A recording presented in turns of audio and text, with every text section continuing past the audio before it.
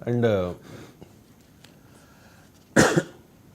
తెలంగాణకు BC CM అనే ఒక డిమాండ్ పెరుగుతోంది కదా సార్. కాంగ్రెస్ పార్టీలోనే విత్ ఇన్ ద పార్టీ చాలామంది నాయకులు నెక్స్ట్ ఫ్యూచర్ సీఎం బీసీ అవుతారు అని చెప్పేసి మహేష్ కుమార్ గౌడ్ టీపీసీసీ చీఫ్ కూడా రీసెంట్గా ఒక కామెంట్ చేశారు sir. Backward classes leader will be Telangana's CM in future అని చెప్పేసి. ఎందుకు ఈ చర్చ నడుస్తుంది సార్? అంటే దేశంలో రాష్ట్రంలో సగం మంది బీసీలు. అన్ఫార్చునేట్లీ మన కులం గురించి మాట్లాడద్దంటారు. కులం మాట్లాడితే మీరు కూడా కులం గురించి మాట్లాడతారా అంటారు. ఎందుకు? కుల ఆధిపత్యాన్ని నిలబెట్టుకోదలుచుకున్న వాళ్ళు తెలివిగా చేసే మాట ఇది. కుల ఆధిపత్యాన్ని కోరుకునే వాళ్ళు ఏంటంటే కులం గురించి మాట్లాడద్దంటారు. ఎందుకంటే మాట్లాడకపోతే వాళ్ళ ఆధిపత్యం అలాగే ఉంటుందని. కానీ కులం అనేది పచ్చి నిజం. కులం ఆధిపత్యం అనేది నిజం. రాజకీయ నాయకత్వం కొన్ని కులాల చేతుల్లోనే ఇప్పటికీ ఉంది అన్నది నిజం. మెజారిటీ కులాల ప్రజలకు రాజకీయ నాయకత్వంలో భాగస్వామ్యం లేదు అన్నది వాస్తవం కదా. అందువల్ల ఉమ్మడి ఆంధ్రప్రదేశ్ నుంచి ఇప్పటి వరకు జనాభాలో సగం మందిగా ఉన్న వెనుకబడిన వర్గాలకు ఇవాళ ముఖ్యమంత్రి పదవి ఎందుకు దక్కలేదు? మరి కొన్ని కులాలకే ఎందుకు ముఖ్యమంత్రి పదవి దక్కింది? ఇది ఒక వ్యాలిడ్ డెమోక్రటిక్ క్వశ్చన్. ఇది కులతత్వంతో అడిగే ప్రశ్న కాదు. నేను బీసీని కాదు, కానీ నేను ఎందుకు అడుగుతున్నా ఈ ప్రశ్న? నాకు రాజకీయ చైతన్యం ఉంది కనుక, ఓ సామాజిక చైతన్యం ఉంది కనుక, సమాజాన్ని నేను నా స్వార్థం నుంచి చూడడం లేదు కనుక, నేను ఏ కులం నుంచి వచ్చాను అనే యాంగిల్తో చూడడం లేదు కనుక నేను ఈ ప్రశ్న ధైర్యంగా అడగగలుగుతున్నాను. ఈ ప్రశ్న ఎవరైనా అడగాలి. ఇది డెమోక్రటిక్ క్వశ్చన్, ఒక లెజిటిమేట్ క్వశ్చన్. వ్యక్తులు పక్కకు పెడదాం. అన్ని కులాల్లోనూ గొప్ప వాళ్ళు ఉంటారు, అన్ని కులాల్లోనూ చెడ్డ వాళ్ళు ఉంటారు. దేశ స్వాతంత్రానికి పోరాడిన గాంధీని, నెహ్రూను, సుభాష్ చంద్రబోస్, భగత్ సింగ్లను మనం ఏ కులం అని అడగలేదు. అల్లూరి సీతారామరాజును, కొమరం భీమును మనం ఏ కులం అని అడగలేదు. అందువల్ల కులం అనేది ఒక నాయకుని గొప్పతనాన్ని నిర్ణయించదు. ఒక కులం వారు నాయకుడైతేనే ఆ కులం బాగుపడుతున్నది నిజం కాదు. నేను నవ్వుతూనే మన రాజశేఖర రెడ్డి చీఫ్ మినిస్టర్గా ఉన్నప్పుడు రెడ్ల రాజ్యం వచ్చింది, రెడ్లంతా డామినేట్ చేస్తున్నారని వీరు విమర్శిస్తే ఒక సందర్భంలో రాజశేఖర రెడ్డితోనే అన్నాను, సార్ మీరు ముఖ్యమంత్రిగా ఉన్నారు కానీ మా డ్రైవర్ ప్రశాంత్ రెడ్డి పాపం ఒక కారు కూడా లేస్తారనేవాడిని. నా డ్రైవర్ అప్పుడు రెడ్డి ఉండే. సో అందువల్ల నేను నవ్వుతూ అనేవాడిని, సీఎం నుంచి డ్రైవర్ వరకు రెడ్లు ఉంటారని. అందువల్ల ఒక కులానికి చెందిన వారు ముఖ్యమంత్రి అయినంత మాత్రాన ఆ కులంలో ఉన్న ప్రజలంతా లాభపడరు. అన్ఫార్చునేట్లీ ప్రజలకు సంబంధం లేదు. ప్రజల్ని కుల భావనతో ర్యాలీ చేస్తారంతే. లాభపడేది ప్రజలు కాదు, లాభపడేది కొద్దిమంది వ్యవస్థలో ఉండే ఆ ఇకో సిస్టమ్ అంటారే, రాజకీయ నాయకులు కావచ్చు, కాంట్రాక్టర్లు కావచ్చు, పైరవికాలు కావచ్చు, బిజినెస్ మెన్ కావచ్చు. ఈ కాస్ట్ ఇకో సిస్టమ్ అంటే the ruling elite in that caste లాభపడుతుంది. మాసెస్ ఇన్ ద కాస్ట్ లాభపడుతుంది. రేపు బీసీ ముఖ్యమంత్రి అయినా సాధారణ బీసీ లాభపడతారనుకుంటే పొరపాటే. అది సాధారణ బీసీలకు ఏమీ దక్కదు. ఎస్సీ ముఖ్యమంత్రి అయితే సాధారణ ఎస్సీలకు ఏమీ దక్కదు. దక్కేది ఎవరికి అంటే ఆ రూలింగ్ ఎలీట్లో భాగం ఉన్న వారికి దక్కుతుంది. అంటే ఆ కులాన్ని ఉపయోగించుకొని రాజ్యం వేలే వారికి దక్కుతుంది. అందువల్ల బీసీ ముఖ్యమంత్రి అయితే బీసీలందరి జీవితాలు మారుతాయనుకుంటే దాని మించిన మూర్ఖత్వం ఇంకోట్లేదు. రాజకీయాల్లో తమ ప్రయోజనాలు ఉంటాయి.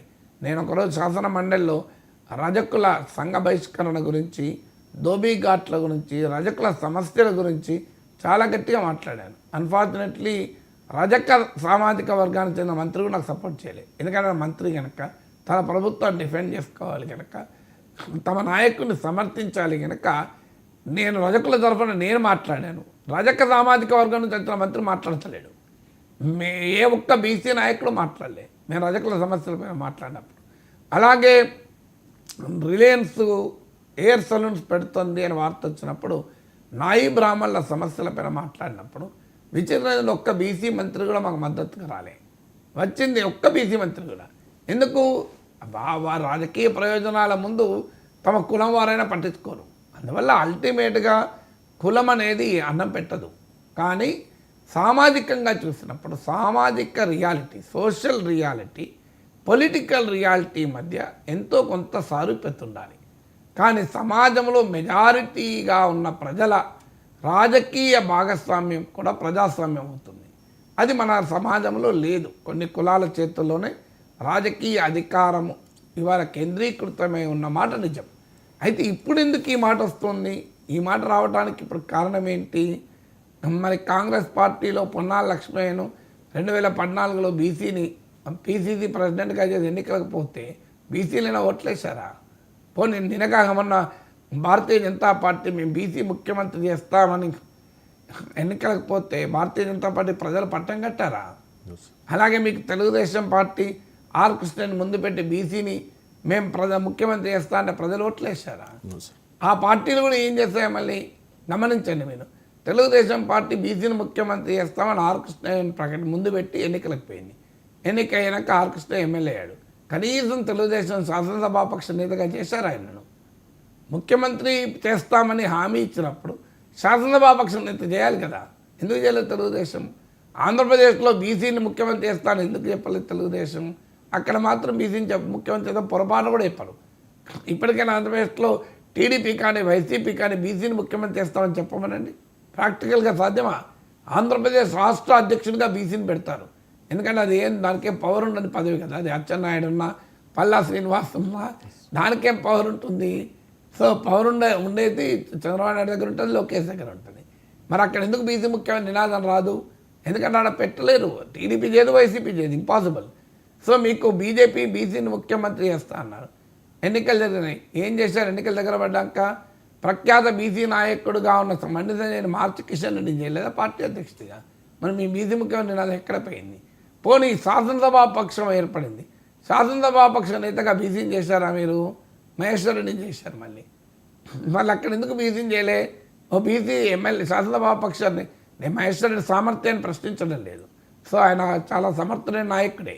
కానీ రియాలిటీ ఏంటి? మళ్ళీ బీసీని మీరు శాసనసభా పక్ష నేత చేయలే అంటే ఓట్లు రావడం కొరకు బీసీ ముఖ్యమంత్రి నినాదం, పదవులకు వచ్చారు మళ్ళీ బీసీ ముఖ్యమంత్రి చేయరు.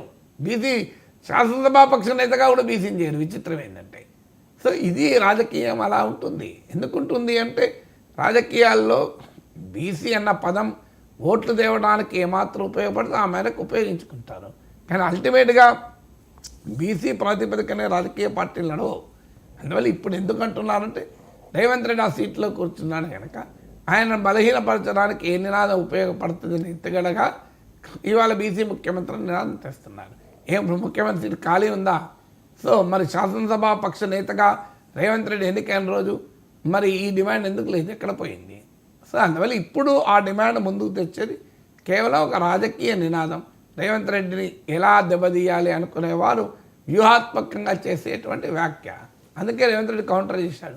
నేనే చివరి ముఖ్యమంత్రి అవుతానేమో, రెడ్డి ముఖ్యమంత్రి నెక్స్ట్ బీసీ ముఖ్యమంత్రి చేస్తామని అన్న కారణం అది. మహేష్ కుమార్ గౌడ్ కూడా అనడానికి కారణం అది. అందులో ఇవాళ బీసీల చుట్టూ రాజకీయం నడుస్తుంది. బీజేపీ బీసీ ముఖ్యమంత్రి చేస్తామంటున్నారు, 42% రిజర్వేషన్ ఇస్తామని కాంగ్రెస్ అంటోంది. ఆఖరి కవిత లాంటి వాళ్ళు కూడా బీసీ గర్జనలు పెడుతున్నారు.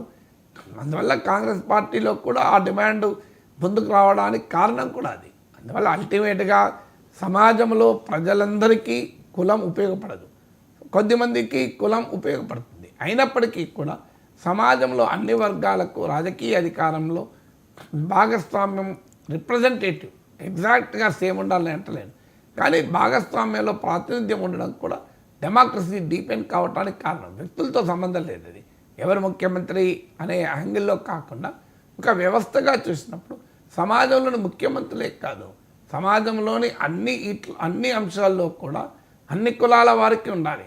మీడియా ఒక్క 2 కులాల చేతిలో ఉండకూడదు. మీ టీవీ యాంకర్లు 1-2 కులాలకు చెందిన వాళ్ళు ఉండకూడదు. అలాగే సమాజంలో ప్రామినెంట్ ప్లేసెస్ అన్ని న్యాయ వ్యవస్థలో 1-2 కులాలు ఉండకూడదు. అన్ని వ్యవస్థల్లోనూ సోషల్ రిప్రజెంటేషన్ ఉండడం అనేది అవసరం. అందుకు అనుగుణంగా రాజకీయ వ్యవస్థ పనిచేయాలి. అన్ఫార్చునేట్లీ రాజకీయ వ్యవస్థ సామాజిక న్యాయాన్ని కూడా తమ రాజకీయ స్వార్థంగానే మార్చుకున్నాయి తప్ప నిజమైన సామాజిక న్యాయ సిద్ధాంతాన్ని ఏమీ ప్రవచించవు. అవి రాజకీయ స్వార్థానికి ఉపయోగపడతాయి కనుక ఆ సామాజిక న్యాయాన్ని తమకు అనుకూలంగా ఉపయోగించుకుంటాయి. రైట్ సార్, చిన్న బ్రేక్ తీసుకుందాం. బ్రేక్ తర్వాత మరిన్ని ఇంట్రెస్టింగ్ టాపిక్స్కి సంబంధించి ప్రొఫెసర్ గారి విశ్లేషణ